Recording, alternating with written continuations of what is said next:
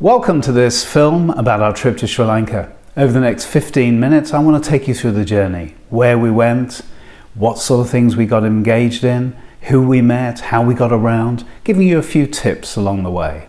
At the bottom of the screen, you'll find some chapter headings, so if you don't want to see the whole film, just use those to guide your way through.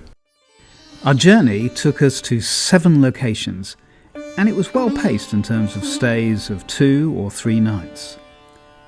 We wanted to get a range of landscapes and activities, and we'd hoped for a dry spell. Well, that didn't really happen.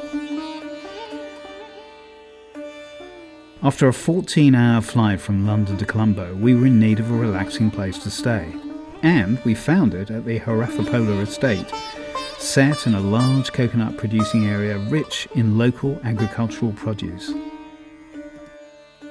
Then up to Sigiriya via Dambulla to experience a more ancient history, as well as getting closer to the jungle and a national park.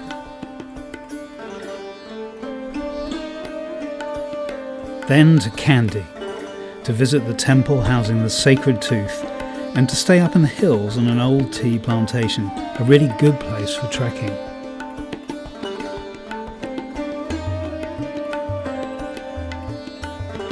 We took a train to Hatton to stay on another tea plantation, to walk and to learn a lot more about this important crop. We drove through Hatton, through the backpacking town of Ella, to reach Yala, to stay on the edge of Block 5 of the National Park. Our next port of call was the old Dutch fort of Gaul, or Galle, staying inside the fort with lots to see and within sight of the famous Gaul cricket ground.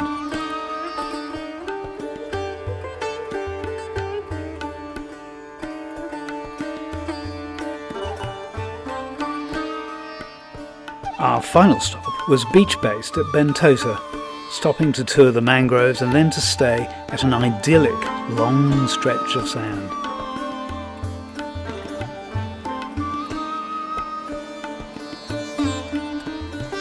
Being out and about is part of the attraction, starting with gentle walks through the coconut plantations to some gentle trekking in the hills.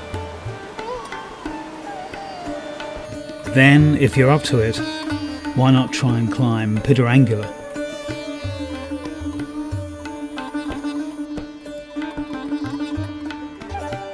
Staying on a tea plantation provided a great opportunity to understand the process from field to bag. We spread the leaf. We never use the ambient air. We are using the hot air. The reason we never manufacture the tea for the England separate, Australia separate, New Zealand separate, no, we make all same. 23 hours we must want to make the leaf to the powder process. White tea, green tea, BOP, BOPF, dusters. At Haraphapola, we really got to appreciate how locally sustainable the plantations were in growing almost everything that was needed for rice and curry. We went from outside to inside the kitchen to appreciate the skills of the local chefs. I'm a pro mango in the property, and this is you all know already. Lemongrass. And ladies' fingers, okra, and this is cardamom, turmeric powder, and salt. And mango. And the mango, of course.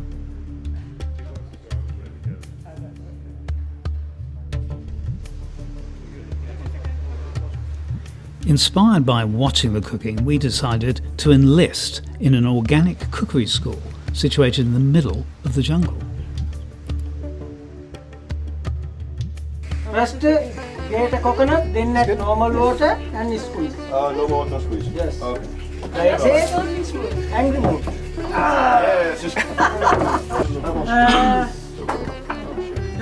So this is aubergine, eggplant. This one cut. All the things we use, no waste anything. This 2 sides also we use for cooking. Okay. Cook with coconut oil. Okay. I hope take memories.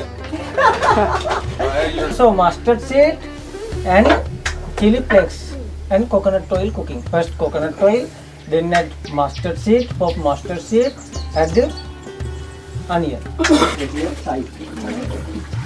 First pan come to hot water, coconut oil. Coconut oil. Whoa. Neat. Okay? Yes. Okay.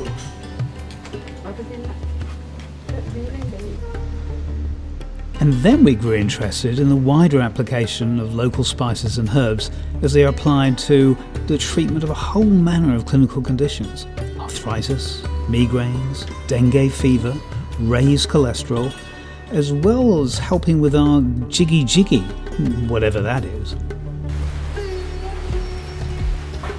Starting to look 12.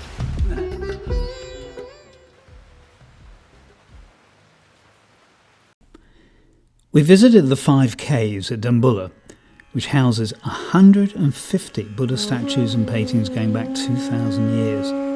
It's here that we recognise the true significance of Buddhism to the people of Sri Lanka.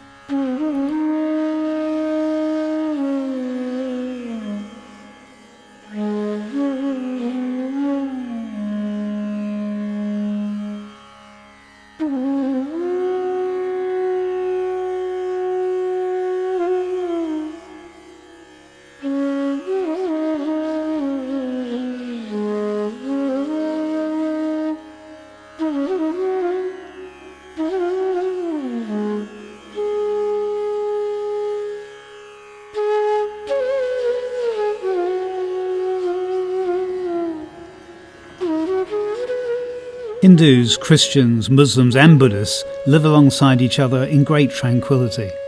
But the dominant practice is Buddhism. The temple at Kandy being a sacred spot and home to the Buddha's tooth, a symbol of faith and a source of legitimacy to ancient rulers.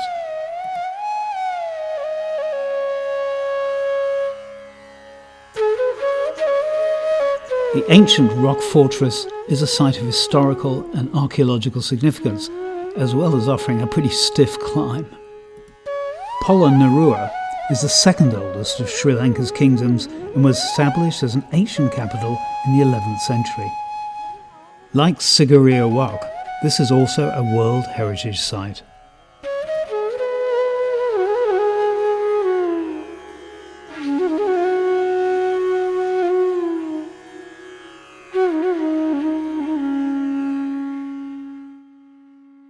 Part of the country's history is, of course, the tragic events of December the 26th, 2004 and the tsunami, affecting in particular the south and southwest coast. The memorial and visitor centres remind us of the tragedy of human loss and injury.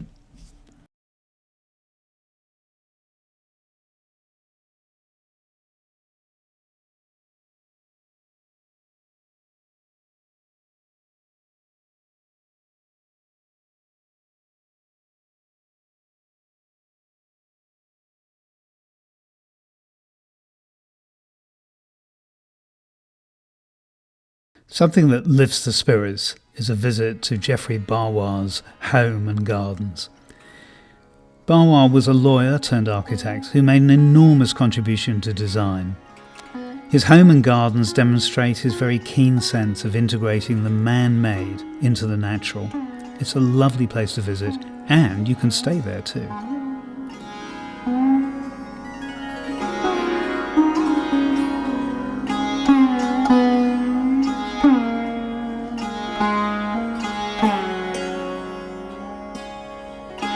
And so now on to the animal kingdom, starting in a very busy Minaria Park.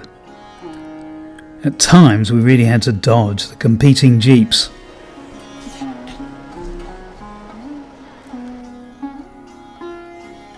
And then finding some peace in Block 5 of the Yala National Park. We got to meet the famous Raja. That's not a good diet. No, it's not.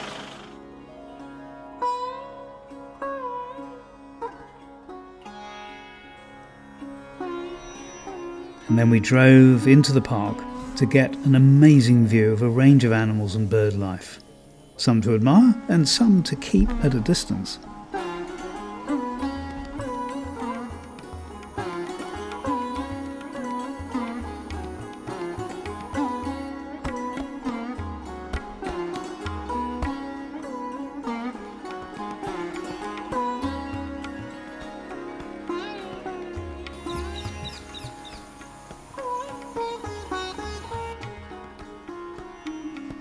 Then, at the end of the day, we spotted a leopard lying quietly, perhaps eyeing up the next meal as peacocks and peahen strayed into his gaze.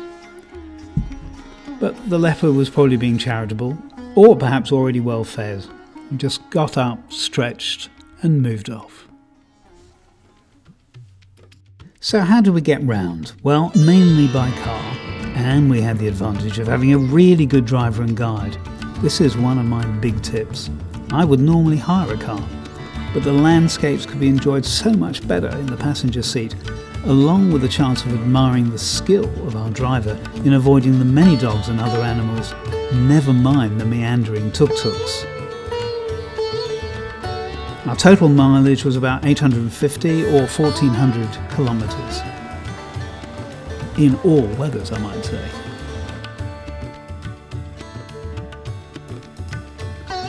Taking the train was a lovely way of travelling through the countryside. We took one from Kandy to Hatton. It was terrific and a very popular thing to do for tourists. So make sure you book your place.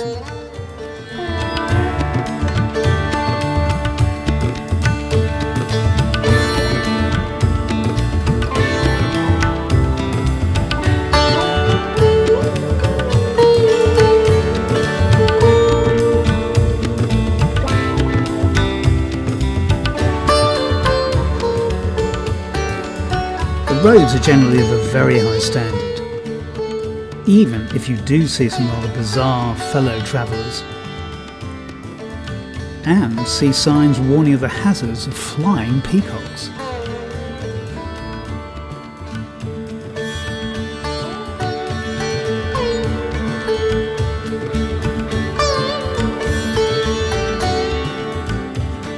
And so, how about where we stayed? Well, the accommodation was generally small boutique hotels in the range of 4 to 20 bedrooms. The quality was great, and the standard of service was very high. Excellent food and very comfortable rooms. On occasions, we were thoroughly spoilt, being the only guests or one of a small group. A couple of small tips here. We didn't need any adapters for our UK plugs, so that was very, very good. And we did always take advantage of the filtered water, just to be safe.